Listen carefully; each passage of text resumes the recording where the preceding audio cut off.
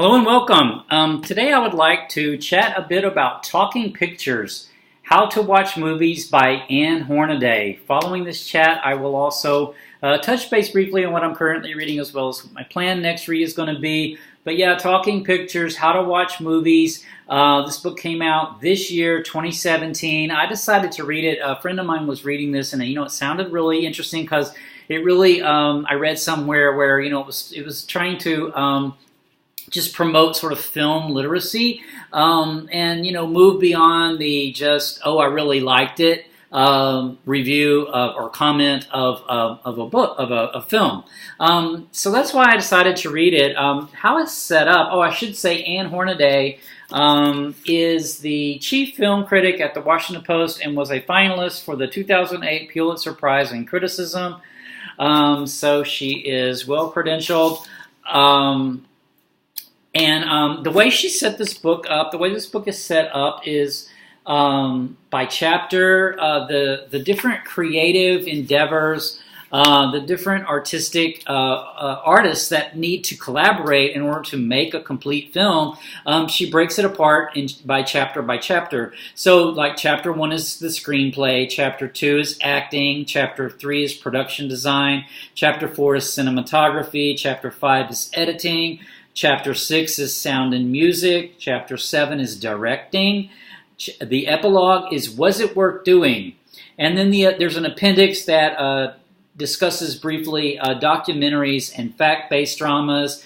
But yeah, she really makes the point in this book that each of these, the screenplay, acting, production design, cinematography, etc., each of these are independent artistic endeavors on their own with, whole teams of artists in each of these different departments that need to successfully collaborate in order to make a really great film. So that's something I had not, I guess I knew that on some like generic superficial level, but I don't think I had ever really internalized just exactly how much goes into each of these departments. So what she does is she really describes in each of the chapters really what goes into production design. What is production design? What does it mean? What is good production design? What is bad production design? She gives examples of movies, that are good production design and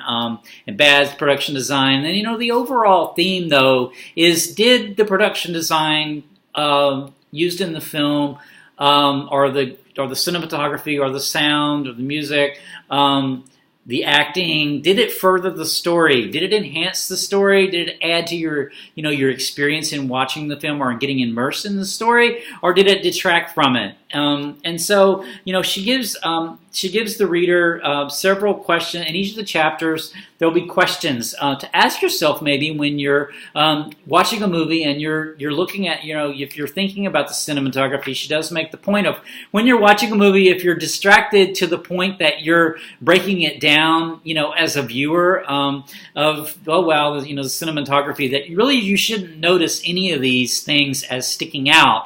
And if something really sticks out at you, then that's when you should ask yourself, is it helping you to absorb yourself into the story or into the movie, or is it taking you out of the movie? But so each of the chapters, she'll have like questions to ask yourself, like film as material. This is in the chapter of cinematography. Asking yourself, were the colors deep, bright, washed out, barely there? If the film was in black and white, were the tones starkly contrasting or monochromatic? Did the images look slick or handmade, grainy or smooth? She makes the point there's not a right way or wrong way to go about cinematography. Sometimes it's good to have really sharp, cinematography, sharp images, but sometimes grainy images support that story, support that narrative, support that emotion that the movie's trying to convey. So, really it's really contextual with the movie, what the movie's trying to do. So there's really not a right way or wrong way to do cinematography as long as it's supporting the story. So I thought that was real cool. And then at the end of each chapter, she'll also give examples of what she considers good examples of that particular art form. So, for example, cinematography, at the end of that chapter, she has recommended viewing Citizen Kane from 1941, The Red Shoes from 1948, McCabe and Mrs. Miller from 1971, Do the Right Thing from 1989, JFK from 1991, and Selma from 2014. And she does this with each of the different chapters, editing, the recommended viewing for, good editing was Two for the Road, 1967, Bullet, 1968, The French Connection, 1971, The Conversation, 1974, Into the Wild, 2007, and then Hunger from 2008. So, she goes each chapter by chapter like this, and really does a deep dive into each of these sort of creative endeavors that are aspects of filmmaking, and gives us good examples of that, and then examples where it went wrong or what was wrong with when it went wrong, and then she gives us some good examples to follow up on for movies to watch, if we're interested to see what see what she's talking about, I guess, in that chapter. So, yeah, the thoughts I had about it. The main thing that struck me really was how similar watching film per this method is to really reading in a way, because ultimately the book, I think my philosophy of reading, is if I got drawn into the book. If the book succeeded in drawing me into its world, its world might be historical fiction, it might be a science fiction, it might be in the future, it might be set in the past, might be a present day thing. It did that draw me in, or was there something that kept taking me out of the book, reminding myself that I'm reading a book rather than being immersed in that book's world? And what is that book trying to tell me? The same thing is, what is the film trying to tell me? Is the film trying to make me feel a certain way or cause me to have certain emotions? Is it trying to cause me to abstract something or to think some way or become pensive? What's it trying to, what sort of mental state is it trying to establish with me? And that's the same thing, I think, with reading. What is a book? Each book is different.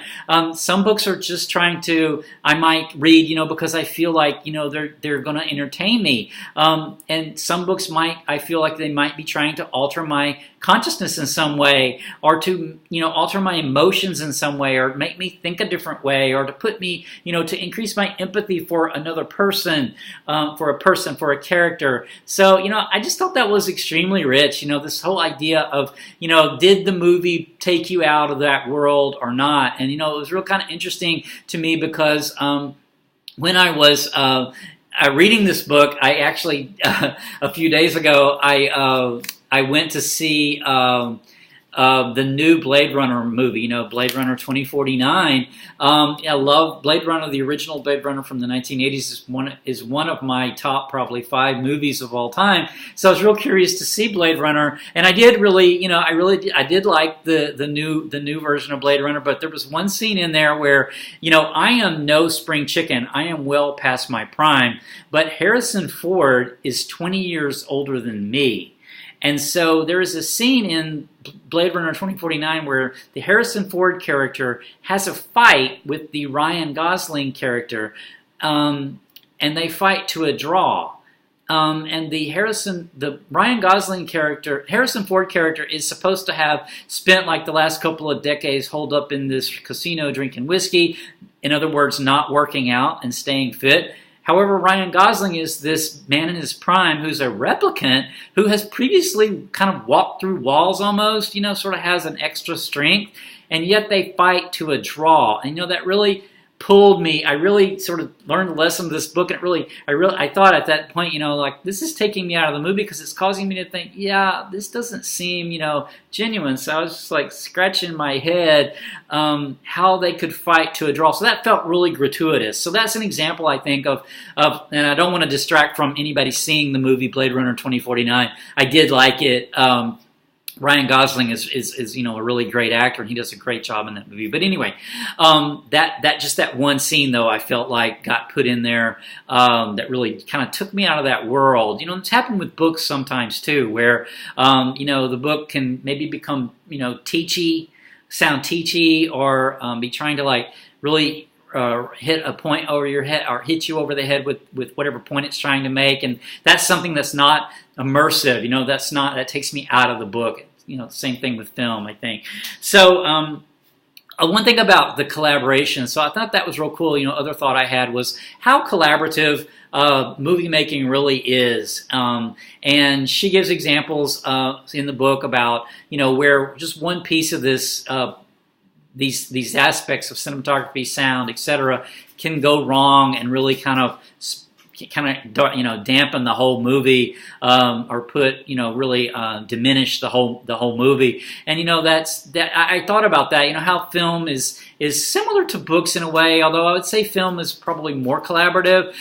Books are typically a little more singular with the author, really constructing the book. But then again, bringing a book to life in actual physical form does take a collaborative effort. I think an author, has to. There's editing involved. The publisher makes certain decisions. What's going to be on the cover. What's the type going to look like? Translators, collaboration, if it needs to be translated into another language. So there's a certain level of collaboration, I think, also with publishing and with writing, but perhaps not as much as film. So I'm really glad that I read this book. I feel like I learned a lot about filmmaking. I feel like I have a deeper understanding now of film. I'm still not an expert, but I think this is really good for sort of a general audience, a general viewer like me, just to add a little depth to experiencing a movie. So I think I'll leave the chat at that. What I am currently reading is As a God Might Be by Neil Griffiths. I'm about one-fourth to a third of the way in. I'm really engaged with this. It's after about the first, maybe 40 pages or so, 50 pages. I really probably about the first 45 pages or so, I got really drawn in. I'm really identifying with this main character, Proctor McCullough. So the blurb on the back says, when Proctor McCullough decides to desert his comfortable London life to build a church on a cliff top, nobody knows what to make of it. McCullough is not religious. Is it a midlife crisis? Has he gone mad? Is he suffering a spiritual breakdown in a secular age where identity is shaped by wealth and status? Or has he really been chosen by God for a new revelation? So, I'm finding this really engaging. Some books take me down different sort of mental states, bring me into different types of mental states. I would say this one right now has me in a pensive mood. Not sure what's to come. There's still quite a bit to go, so I'm not sure where this book is going to take me eventually, but I'm looking forward to going on the journey. It's a little bit Hermann Hesse-esque. And I'll talk a bit more about that, I think, when I do the chat, which I will do when I finish. Hopefully it won't be too long. I'll get this done and get a chat out. So what my planned next read is going to be an electronic read. Let me just pull that up. I actually had planned to read The Dark Forest by Cixin Liu after my last book, but as it turned out, I got As a God Might Be in the mail from Amazon earlier than they had originally projected delivery on November 10th.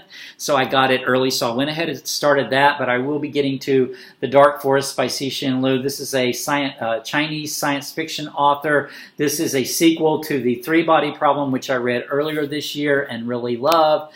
The blurb for this says, in the dark forest, Earth is reeling from the revelation of a coming alien invasion in just 4 centuries' time.